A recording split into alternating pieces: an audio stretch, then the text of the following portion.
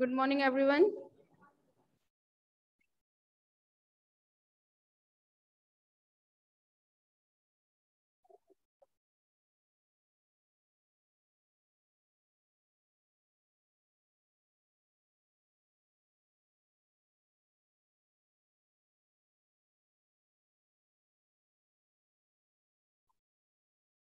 हाँ भाई, second year. तो आप लोगों के में क्या चीज पढ़ाया जा रहा था? Digestive system. डाइजेस्टिव सिस्टम में हम लोगों ने क्या चीज स्टडी की थी?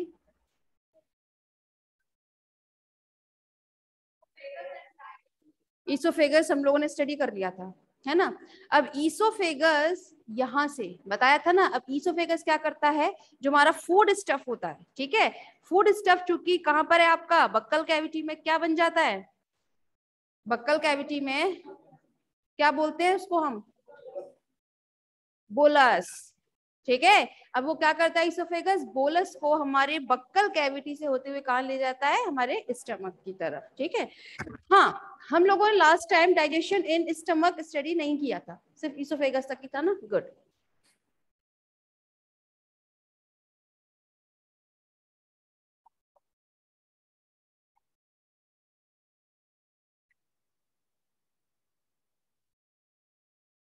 Digestion in stomach.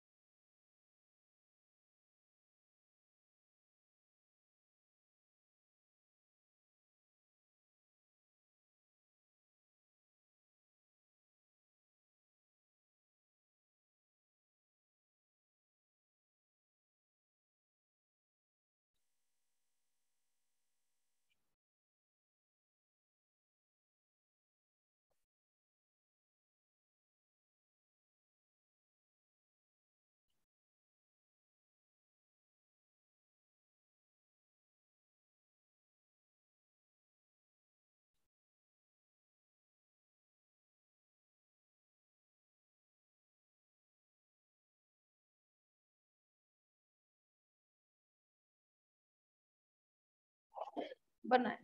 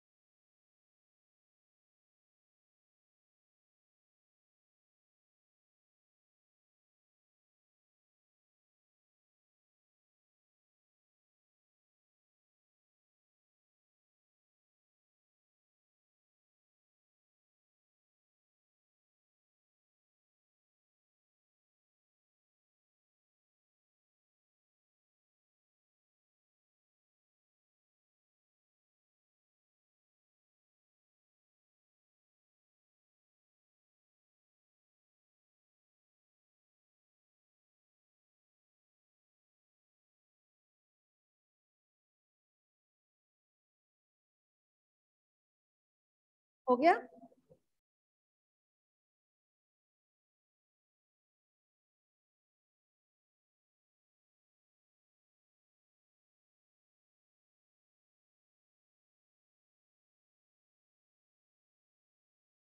लिख लिया सबने? गुड। देखिए क्लास, यहाँ हम लोग बात कर रहे हैं डाइजेशन एंड स्टमक के बारे में। आप लोगों को लास्ट लेक्चर में ही बताया गया था कि जो हमारा स्टमक होता है कितने पार्ट से मिलकर बना होता है, क्योंकि 3 पार्ट से। यहाँ आप लोग इजीली देख सकते हैं, ये जो है दिस इज अ ईसोफेगस, ये जो हमारा ईसोफेगस जा रहा है, ठीक है। ईसोफेगस डायरेक्ट किससे जाकर मिल रहा है? हमारे स्टमक से। स्टमक में 3 टाइप की आपकी ग्लैंड्स प्रेजेंट होती है, या मैं कहूँ 3 टाइप के, तो 3 पार्ट में आपका स्टमक डिवाइड होता है। फर्स्ट है आपका cardiac, second is fundic region and third is pyloric region, ठीक है। अब चूंकि कार्डिक रीजन है तो कार्डिक रीजन में कौन सी आपकी ग्लैंड्स होंगी? तो कार्डिक ग्लैंड। फंडिक रीजन में फंडिक ग्लैंड प्रेजेंट होंगी, वहीं आपकी पाइलोरिक रीजन में पाइलोरिक ग्लैंड प्रेजेंट होगी, ठीक है ना। अगर हम लोग बात करें हमारे कार्डिक रीजन के बारे में, ठीक है ना, तो कार्डिक रीजन में जो सेल्स होती हैं आपकी, ठीक है, वो कुछ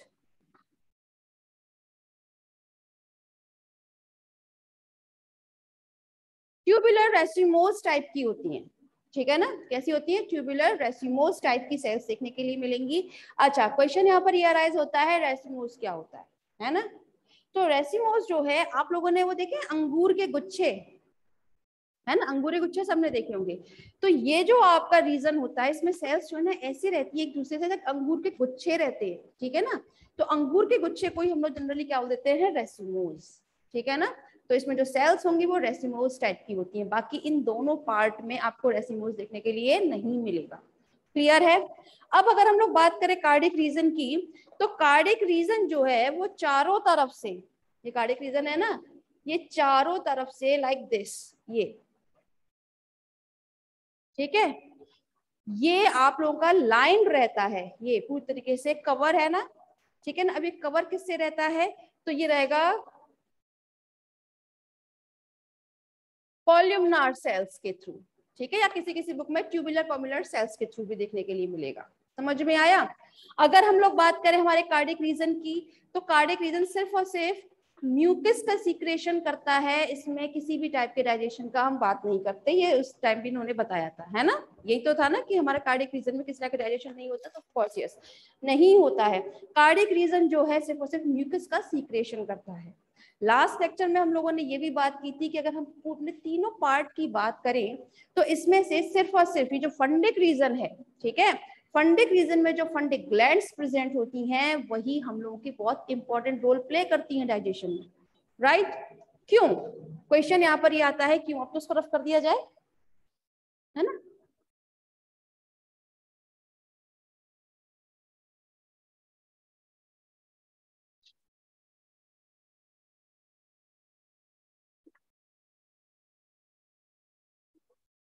क्वेश्चन आता है क्यों? क्योंकि आपके सेकेंड टाइप की जो फंडिक ग्लैंड्स होती हैं, ठीक है ना, ये फंडिक ग्लैंड्स 2 टाइप्स की सेल से मिलकर बनी होती है। कितनी टाइप्स की? 2 टाइप की सेल से मिलकर बनी होती है, जिसमें फर्स्ट है आपका chief cells and second is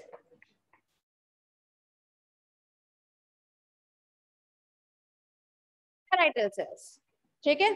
वही अगर हम लोग बात करें चीफ सेल्स के, तो चीफ सेल को हम लोग जनरली एक टर्म और देते हैं, that is a central cells, ठीक। पैराइटल सेल्स को हम एक टर्म और देते हैं, that is a oxyntic cells, ठीक है। हम चीफ सेल को एक नाम से और जानते हैं, that is a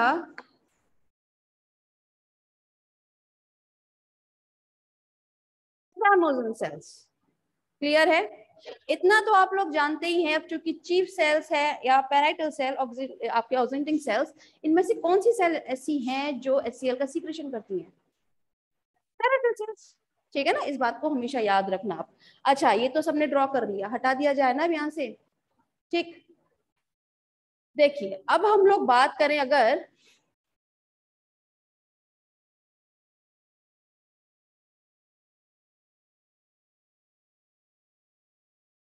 fundic glands के बारे में, ठीक है ना।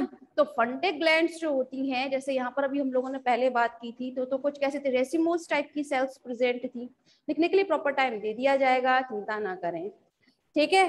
तो ये जो आपकी फंडिक ग्लैंड्स होती हैं, ये कवर्ड रहती हैं आपकी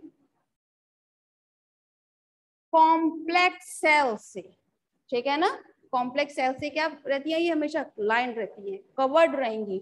वहीं अगर हम लोग बात करें हमारी फर्स्ट चीफ सेल के बारे में, ठीक है, तो चीफ सेल किस चीज का सीक्रेशन करती हैं, दैट इज अ पेप्सिन, ठीक है ना। मैंने यहाँ पर पेप्सिन लिखा है, लेकिन जनरली ये सीक्रेट करती है पेप्सिनोजन, ठीक है ना। किस चीज का सीक्रेशन करती है, पेप्सिनोजिन का करती हैं। क्यों करती हैं और इसका पेप्सिन से क्या रिलेशन होता है, ये हम लोग अभी आगे स्टडी करेंगे, ठीक है। तो पेप्सिन का सीक्रेशन करती है चीफ सेल्स। रेनिन, सुना है आप लोगों ने ये टर्म, रेनिन का सीक्रेशन करती हैं। अब चूंकि भाई हम लोग बात कर रहे हैं स्टमक की, तो स्टमक में डाइजेशन किसके थ्रू होता है, गैस्ट्रिक जूस के थ्रू होता है, ठीक है ना। तो गैस्ट्रिक जूस में आप लोगों के में पेप्सिन, ब्रेनिन एसेट्रा, ये सब चीजें किसके थ्रू आपका सीक्रेट होती है, आपकी चीफ सेल्स के थ्रू होती है, ठीक है। वहीं अगर हम लोग बात करें हमारी ऑक्सिनेटिंग सेल्स के बारे में, तो ये सिर्फ और सिर्फ हमारे HCl का सीक्रेशन करती है। कोई दिक्कत समझ में आ रहा है, ठीक। अब जाहिर सी बात है, आपका ये जो सेकंड टाइप है, ठीक है ना, यहाँ पे सेकंड पार्ट में आप लोगों के यहाँ पे गैस्ट्रिक जूस के थ्रू डाइजेशन होता है। उसके बाद आपका जो फूड स्टफ होगा, ठीक है, वो कहाँ पहुंच जाता है, आपके थर्ड पार्ट में। थर्ड पार्ट कौन सा है, पाइलोरिक रीजन, ठीक है। पाइलोरिक रीजन में जो है वहां पर आप लोगों का जो सिक्रेशन होगा, दैट इज अ पेप्सिन और म्यूकस, दोनों का ही सिक्रेशन देखने के लिए मिलेगा। लेकिन अगर हम लोग बात करें पाइलोरिक रीजन की, तो पाइलोरिक रीजन जो होती हैं उसमें सेल्स जो होंगी वो होंगी कॉम्प्लेक्स ट्यूबुलर टाइप की सेल्स, ठीक है ना। कौन सी, कॉम्प्लेक्स ट्यूबुलर सेल्स, ठीक है। चलिए, इससे पहले हम आगे बढ़े, पहले हम लोग डायग्राम देखते हैं आपके फंडिक रीजन में किस तरह से आपकी ये चीज दिखती है, हमारे HCl का सिक्रेशन जो होता है वो कहाँ पर होता है, ठीक है। तो एक डायग्राम बनाइएगा। अच्छा, कभी कभी एक क्वेश्चन और आ जाता है कि HCl का सीक्रेशन जो है वो फंडिक रीजन में कहाँ होता है, ठीक है।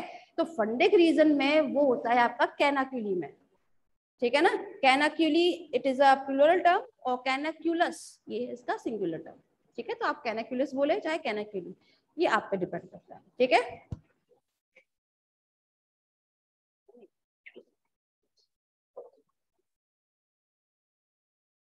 ये बनवाना इसलिए कंपल्सरी क्योंकि अभी जब HCl के सीक्रेशन की बात करेंगे तो आपको पता होना चाहिए कि कैनाक्यूली हमारा दिखता किस टाइप से है।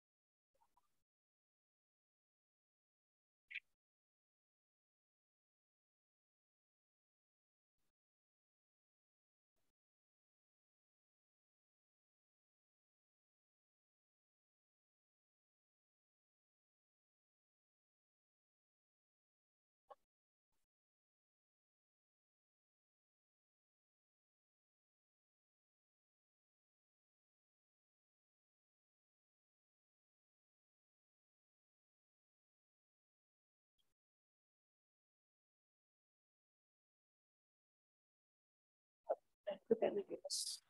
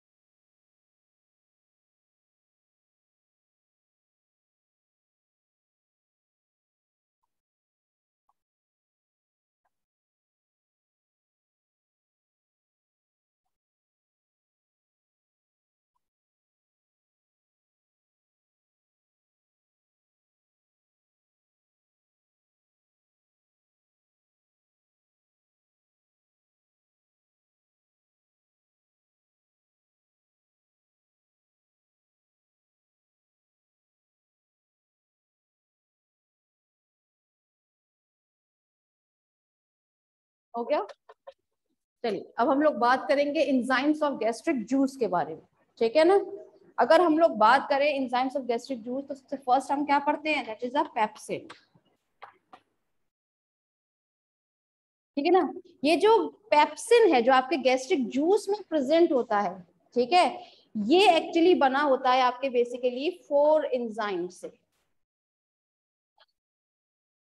ठीक है ना। किससे बना होता है ये, 4 एंजाइम से, जिसमें फर्स्ट है आपका पेप्सिनोजन फर्स्ट, सेकेंड,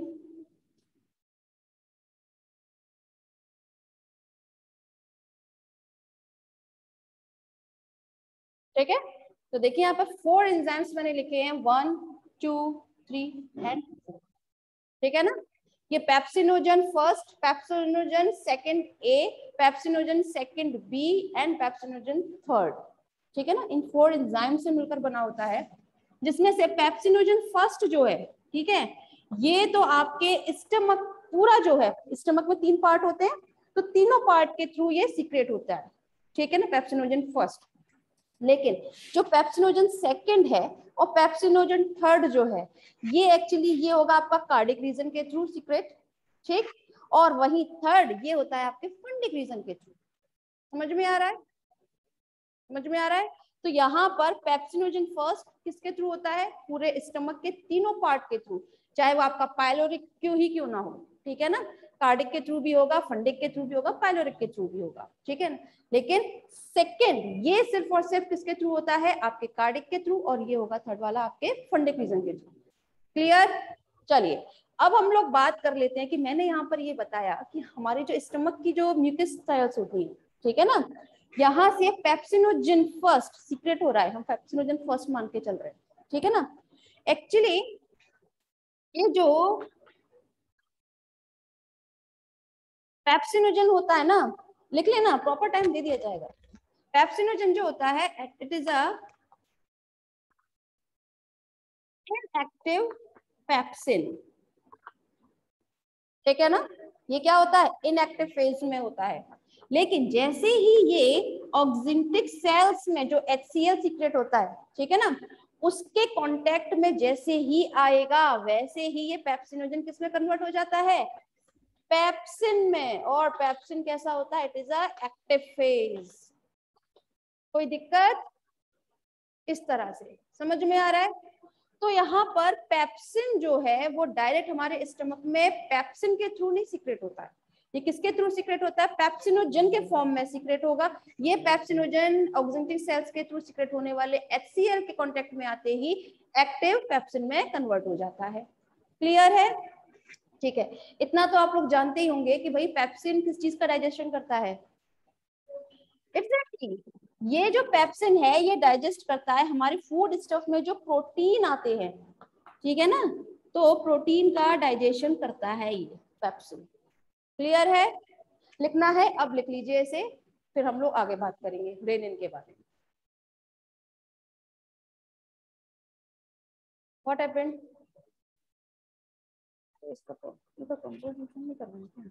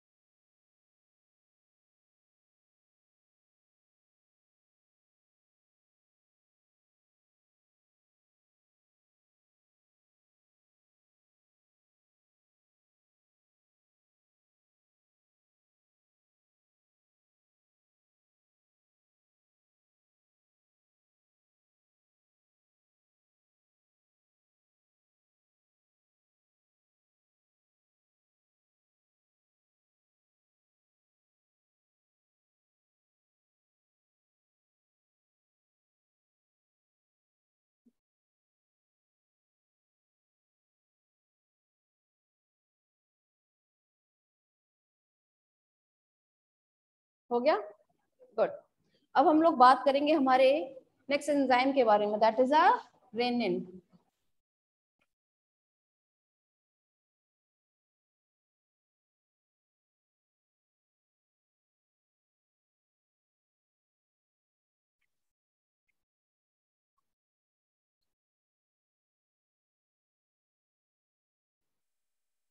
रेनिन, ठीक है।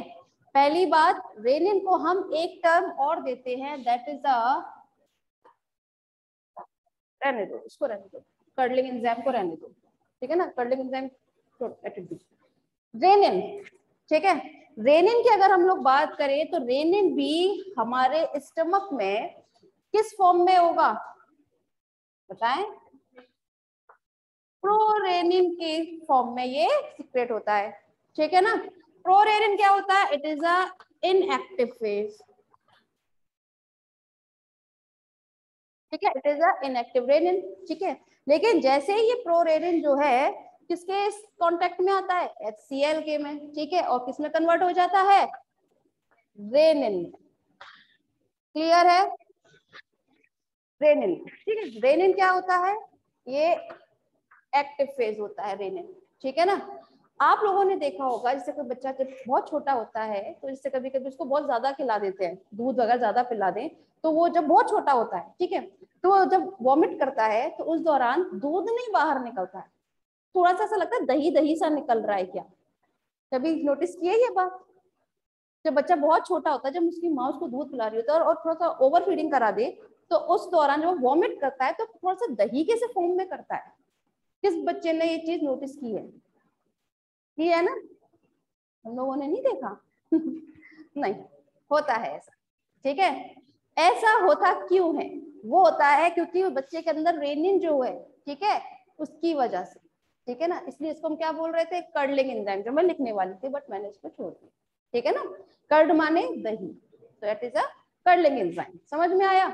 अब ध्यान दीजिएगा, ये जो रेनिन है, ठीक है, ये रेनिन किसके कांटेक्ट में आएगा फिर? ये आता है आपके जो दूध होता है, ठीक है ना, दूध में जो कैल्शियम होगा उसके कांटेक्ट में आएगा और बना लेता है कैल्शियम पैरा कैसिनेट। क्या बना लेता है? Calcium para caseinate. ये कैल्शियम पैरा कैसिनेट को ही हम लोग कैसीन के नाम से जानते हैं। किस नाम से जानते हैं?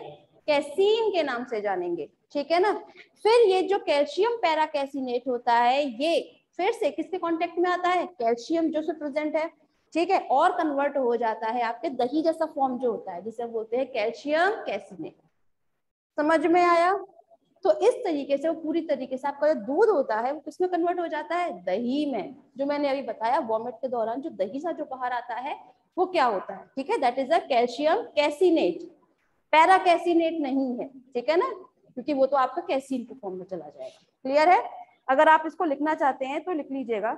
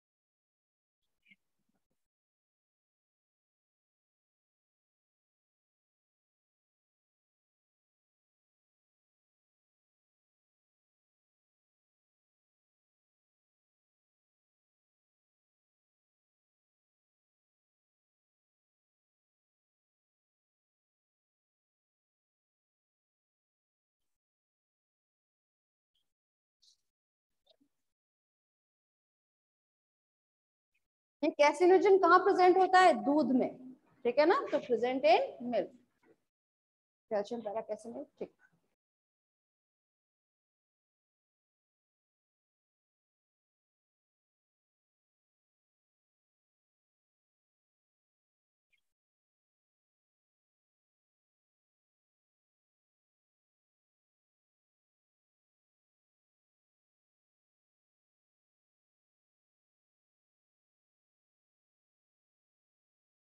हो गया। नेक्स्ट लिखिएगा,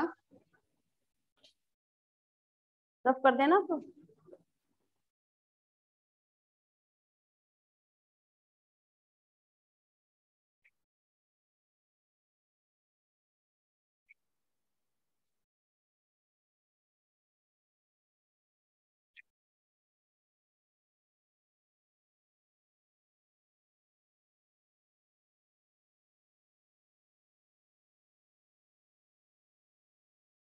गैस्ट्रिक लाइपेज, ठीक है। जनरली अगर हम लोग बात करें तो गैस्ट्रिक लाइपेज किस चीज का डाइजेशन करता है, तो ये करता है फैट का। लेकिन आप लोग जानते हैं हमारे स्टमक में जनरली फैट का डाइजेशन बहुत ज्यादा नहीं होता, लेकिन बहुत कम अमाउंट में हुआ करता है, ठीक है। क्यों? क्योंकि फैट का डाइजेशन जो है ये होता है आपके ड्यूडेनम में, ठीक है ना। कहाँ होता है? ड्यूडेनम में हुआ करता है। और ड्यूडेनम में भी किसकी हेल्प से होता है? जो आपके पैनक्रियाटिक जूस होता है, ठीक है ना, उसके थ्रू डाइजेशन होता है फैट का। हमारे स्टमक में बहुत ज्यादा देखने के लिए आप लोगों को नहीं मिलेगा। क्लियर है? चलिए, इसके बाद हम लोग बात कर लेते हैं हमारे